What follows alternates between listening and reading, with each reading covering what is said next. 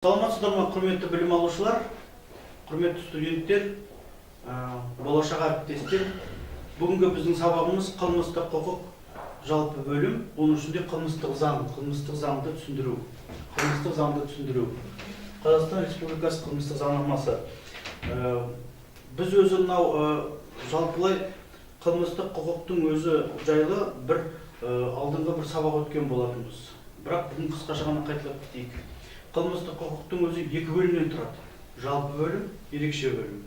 Жалпы бөлімде қылмыстың түсіндірмесі, қылмыстың құрамы, қылмыстық жауаптылық басталатын жас шамасы және жасалған қылмыстар бойынша жазалардың түрлері көрсетіледі. Ал қылмыстық құқықтың ерекше бөлімде жалпылай жасалынған қылмыстардың түрлері көрсетіледі және де оған тағайындалатын жазалардың мөлшері, мерзімі көрсетіледі. Қарапайым мысал келтіріп кетейік. Егерден біз қылмыс абайсыздықта жасалған ба, болмаса қасақана жасалған ба деген сұрақ қоямыз ғой. Оны біз қылмыстық құқықтың жалпы бөлімінен байқаймыз. 20-21 бапты оқыған кезде қылмыстық кодекстің. Егер жаңағыдай қылмыстық жауаптылық басталатын жас шамасы, қылмыстық жауаптылық қанша жастан басталады екен дегендей сұрақтар туындайды. Оның өзінде біз қылмыстық кодекстің жалпы бөлімінде 15-ші баптан анықтаймыз. Ауыр қылмыстар бойынша 14 жастан басталады жауапкершілік, 16 жастан басталады жауапкершілік, және де 18 жастан басталады жауапкершілік. Жазалардың түрлері жаңағыдай айыппұл салу, мемлекеттік қызметінен өмір бойына айыру деген секілді, наградалардан айыру, бас бостандығынан айыру, мүлікті тәркілеу, негізгі жазалар, қосымша жазалар деп бөлінеді ғой. Бұл жазалар туралы тақырыптар осы жаңағыдай жалпы бөлімде көрсетіледі. Ал ерекше бөлімде біз мысал келтіріп кетейік, егер қылмыстық кодексте 188 бапты айтатын болсақ, ұрлық, 189 бап сеніп тапсырылған мүлікті иемдену, талан-таражға салу, 190 бап алаяқтық, 366 бап пара алу, 367 бап пара беру, 368 бап парақорлыққа делдал болу деген қылмыстар бар. Бұл қылмыстарды мысал ретінде айтып тұрмын. Ондағы жаңағыдай ескеретін жағдай, қылмыстық кодекстің ерекше бөлімін ашқан кезде, егер біз 366 бапты ашатын болсақ, оның ішінде көрсетіледі қылмыстың өзі сипатталып жазылады статьяның ішінде. Содан кейін төмен жағында санкция, жазаның түрлері тұрады. Мүлікті тәркілеу, жаңағыдай қосымша жаза ретінде, мемлекеттік қызметінен өмір бойына айыру, жаңағыдай мемлекеттік қызметке қабылдамау деген сияқты. Және де бас бостандығынан айыру, 5 жылға дейін, 8 жылға дейін мерзімге бас бостандығынан айыру жазасы көрсетіліп тұрады. Бұл негізгі жаза. Енді бүгінгі тақырыбымыз неге Қазақстан Республикасы қылмыстық заңнамасы. Қазақстан Республикасы қылмыстық заңнамасы бұл өзі жаңағыдай заңнамалардың ережелердің барлық жиынтығы Қазақстан Республикасының қылмыстық кодексінде көрсетіледі. Қазақстан Республикасының қылмыстық кодексі. Некемен бүйтіп көрсетейін деп тұрмын. Қазақстан Республикасы қылмыстық кодексі. Бізде Қазақстан Республикасы қылмыстық кодексі ол да жаңағыдай қылмыстық құқықтың, былайша айтқан кезде жаңағы құқықтың нормалары сияқты, былайша айтқан ерекше бөлімнен, жалпы бөлімнен тұрады. Қылмыстық кодекс өзі 467 баптан тұрады. 467 бап. Қылмыстық кодексте жалпы бөлімінде тек қана диспозициялар көрсетіледі. Ерекше бөлімде диспозиция мен санкциялар көрсетіліп отырады. Қылмыстық заңның өзінде диспозицияларға келетін болсақ, бұл диспозиция деген не деген сұрақ туындайды ғой. Диспозиция дегеніміз ол былайша айтқан кезде қандай да бір құбылысты, әрекетті сипаттау, көрсету. Демек қылмыстық заңда жаңағы диспозициямыздың өзі жаңа 4 түрге бөлінеді. Жай диспозиция, сипаттамалы диспозиция, бланкеттік диспозиция, сілтемелі диспозиция. Бір мысал келтіріп кетейік. Біз жаңа қылмыстық кодексте 188 бапты айттық қой, ұрлық деп. Ұрлық қылмысын біз ашатын болсақ, қылмыстық кодексімізде, онда жаңағыдай ұрлық дегеніміз ол бөтен азаматтың бөтеннің мүлкін, жаңағыдай бөтеннің мүлкін қасақаналы түрде жасырын жымқыру деп көрсетеді. Бұл жерде демек заңнамада қылмыстық әрекет сипатталып тұр. Сол сияқты алаяқтық қылмыстық кодекс 190 бапта бөтеннің мүлкін, бөтеннің жаңағыдай затына, мүлкіне алаяқтық жолмен, алдау жолмен, болмаса сеніміне қиянат жасау жолымен иемденіп алу дейді. Бұл жерде де жаңағыдай сипатталып тұр қылмыстық әрекет. Бұл жай диспозиция. Жай диспозиция демек қылмыстың атауы алаяқтық, ұрлық, тонау, қарақшылық деп қылмыстық кодексте жаңағыдай атауы тұрады. Атауы ол жай диспозиция, сипаттамалы диспозициямыз, сол демек заңнаманың өзі толықтай жаңағыдай түсіндіріп айтып кету деген сөз. Сипаттап айтып кету, жазып кету деген сөз. Бланкеттік диспозиция дейміз ғой. Бланкеттік диспозиция демек мына қылмыстық әрекетті қылмыстық кодекстен біз талдаған кезде, қараған кезде, біз енді сипаттамалы диспозицияны оқып отырған кезде қосымша бір заңнамалардың, ережелердің, қандай да бір нормативтік актілердің көз жүгіртуіміз керек екені белгілі болады. Оған мысал келтіріп кетейік. Егер біз әскери қылмыстар туралы айтатын болсақ, әскери қылмыстар туралы.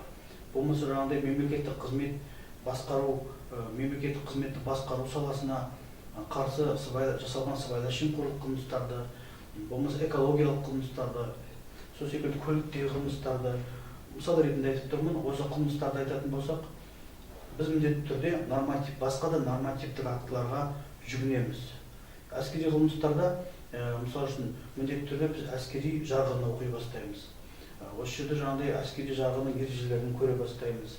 Әскери жарғының ережелері бұзылды ма, бұзылған жоқ па? Өйткені соны анықтауымыз керекпіз ғой. Сол сияқты мінекей әскери қызмет туралы заңнамаларды парақтап, содан біз жаңағыдай құқық бұзылды ма, бұзылмады ма, оның жалпы нормативтік актінің талаптары бұзылды ма, бұзылмады ма дегендей зерделеу жасаймыз. Бұны біз бланкеттік диспозиция дейміз. Бланкеттік неге? Өйткені баптың өзі, сол қылмыстық кодекстегі баптың өзі басқа да заңнамаларды қарауға жаңағыдай жүктеп тұрады, бағыттап тұрады. Сол сияқты экологиялық қылмыстар туралы да талдайтын болсақ, біз міндетті түрде әрине су кодексін, орман кодексін, жаңағыдай жануарларды қорғау туралы, қоршаған ортаны, табиғатты қорғау туралы заңнамаларға экологиялық кодекске міндетті түрде қарайтын боламыз. Еңбек қатынасы туралы, конституциялық құқық туралы, конституциялық құқыққа қарсы жасалған қылмыстарды талдағанда да, егер біз еңбек құқығы бұзылу туралы жаңағыдай талдайтын болсақ, бапты, біз міндетті түрде әрине еңбек кодекстің баптарына да көз жүгіртетін боламыз. Енді бұл бланкеттік диспозицияларды, заңнамалардың барлығын қылмыстық кодекстің баптарына қоса беретін болса, қоса беретін жағдайда егер жазылатын болса, бұл қылмыстық кодекстің жалпылай өзі көлемі тым үлкен болып, күрделі болып кететін еді. Сондықтан да жалпылай осы бланкеттік диспозицияның негізінде басқа да заңнамаларға бағыттап көз жүгіртіп отыру қажеттілігі туындап отырады қылмысты саралау кезінде. Енді біз бұл жерде жаңағыдай сипаттама сілтемелі диспозицияны айтып кетейік. Сілтемелі диспозицияда өзі жаңағыдай сөздің аты айтып тұрғандай, қарапайым тілмен айтқан кезде біз бұл жерде жаңағыдай қылмыстық кодексті ашқан кезде біз байқаймыз, ол ерекше бөлімде, бірінші бөлімнен, көбінесе екінші бөлімнен, үшінші бөлімнен тұрады, кейде төртінші бөлімде тұрады. Мысалы үшін жаңағыдай қарақшылық қылмысын айтатын болсақ, 192-ші бапта қарақшылық қылмысында біз байқаймыз, шабуыл жасап тонау. Бірінші бөлімде ол жаңағыдай жай сипаттамалы диспозиция кетеді, ал екінші бөлімде ол қару қолданып, тармақтарында ұйымдасқан топ құрып, сөз байласып, басқа бөтеннің мүлкіне иемдену мақсатымен дегендей біз сөздерді оқимыз. Демек бұл жалпылай нені білдіреді? Осы сілтемелі диспозиция демек қылмыстың құрамын талдайды.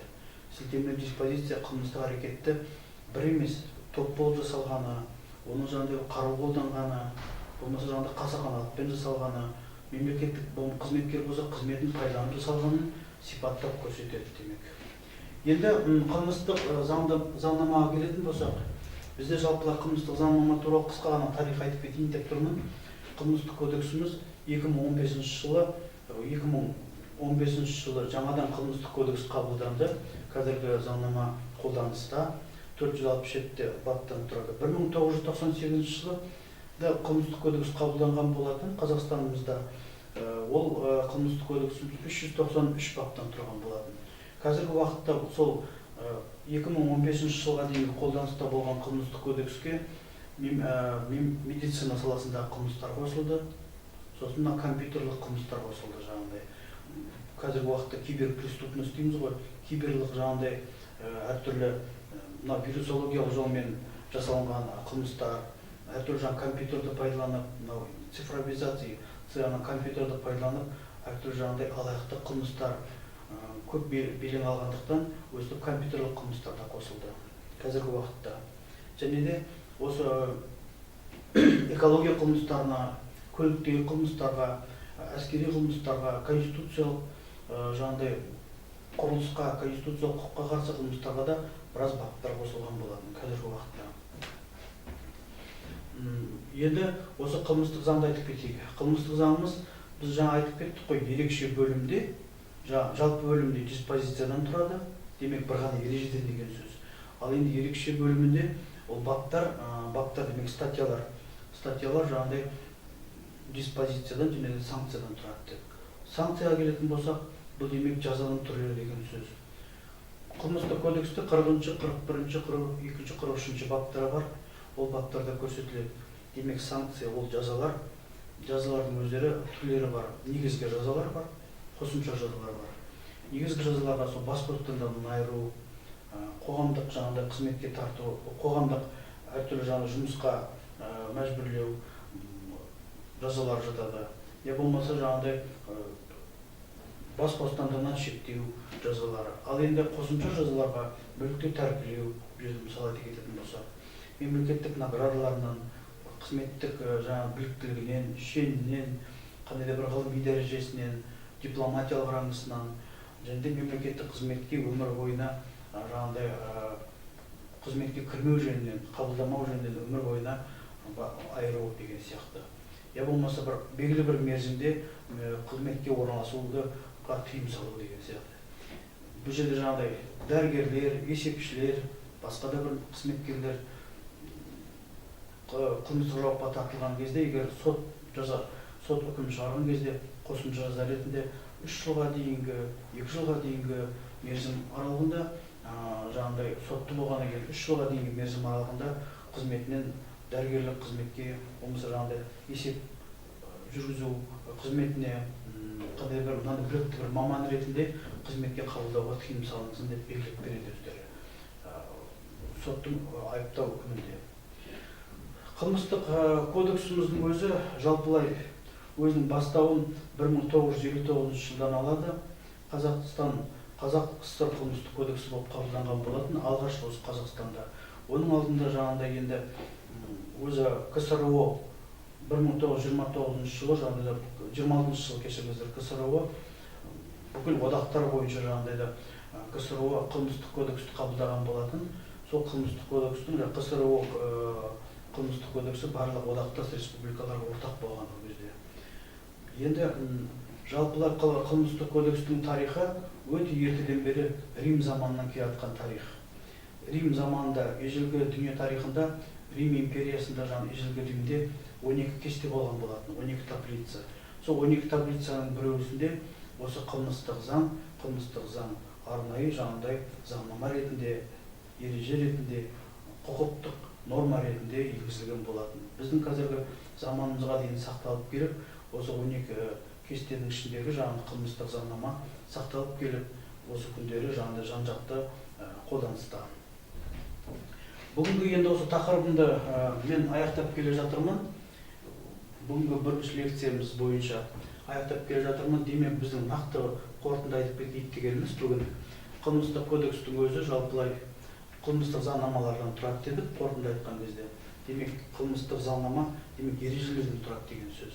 Ал жалпы бөлім мен ерекше бөлім бөлінеді. Бұл қылмыстық кодекс пен қылмыстық құқықтың арасында қандай айырмашылық бар өзі деген сұрақ туындайды кейде кейбір кісілерде.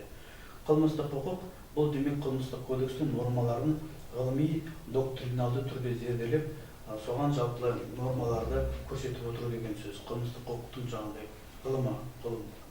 Ал жалпы қылмыстық заңнамалардың өзі осы қылмыстық кодексте көрсетіліп отырады. Ал енді ерекше бөлімде қылмыстық кодекстің жалпылай баптары диспозициядан тұрады және де санкциядан тұрады. Демек жазалардан тұрады деген сөз. Жазалар көрсетіледі енді барлық баптарда.